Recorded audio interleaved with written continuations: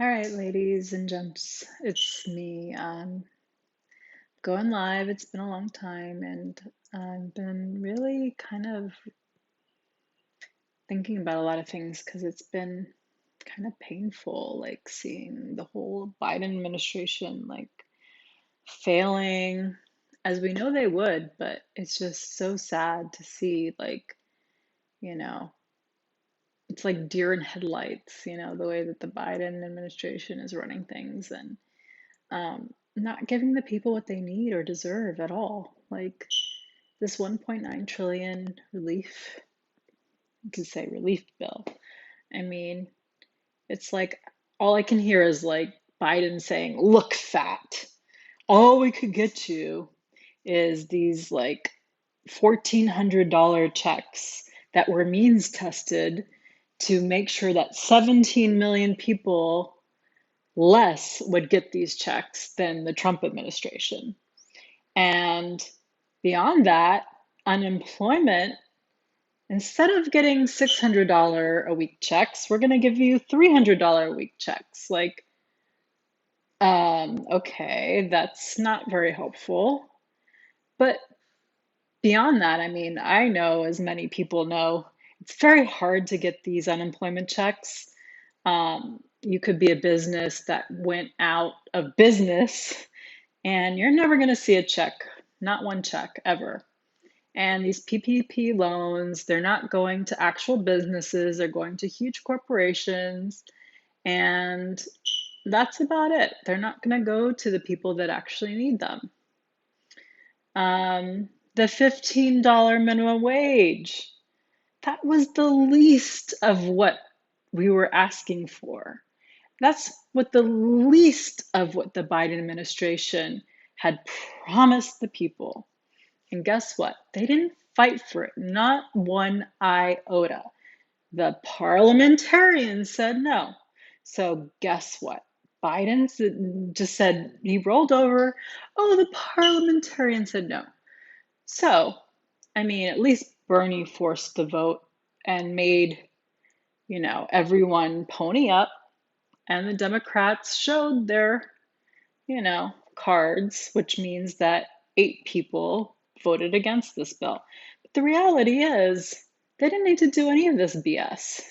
All they had to do is have VP Kamala come in and override the parliamentarian and say, no, we're going to keep the $15 minimum wage in. And in fact, we could put $2,000 checks continuous since last March in this bill. Because guess what? No Republican voted on this bill, yes. So all we're dealing with is the Democrats. And if she did that, all we would need is 60 votes to override it. All we need. We would need 60 votes to override her ruling. So the reality is they were negotiating against themselves. The Dems negotiated against themselves, motherfuckers. They played the people.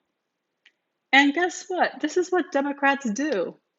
They're not fighting for us. They're fighting for their donors, just as they always do. And if you get the short end of the stick, they don't care. That's what they live to do. And they would rather Republicans be in the way.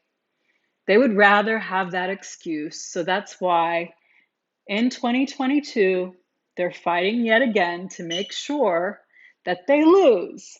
They want to lose the House, they want to lose the Senate so that they could complain and have an excuse as to why they can't pass one single thing for the people yet again.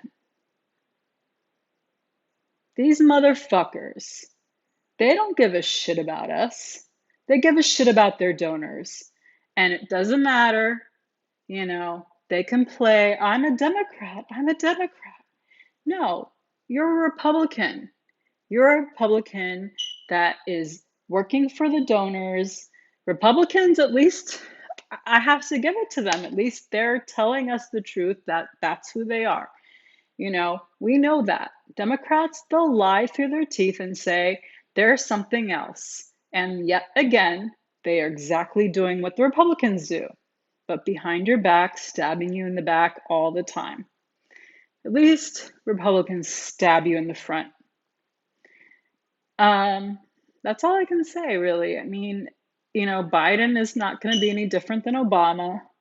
He's going to lead us to every single war he can. He's kind of demented, so I don't think he's doing anything. It's his handlers. We all know this. Um, I'm sure I'm not allowed to say that on YouTube, but I'm going to say it. He's not running the show, guys. I think everyone knows that. Um, Kamala, I mean, who is she? She's like, police chief. I mean, she's she's doing her thing. She's doing her thing. I mean, she's actually probably going to be doing her thing behind the scenes, which is running the show behind the scenes, just like Cheney did. I mean, Cheney did for Bush. I mean, come on.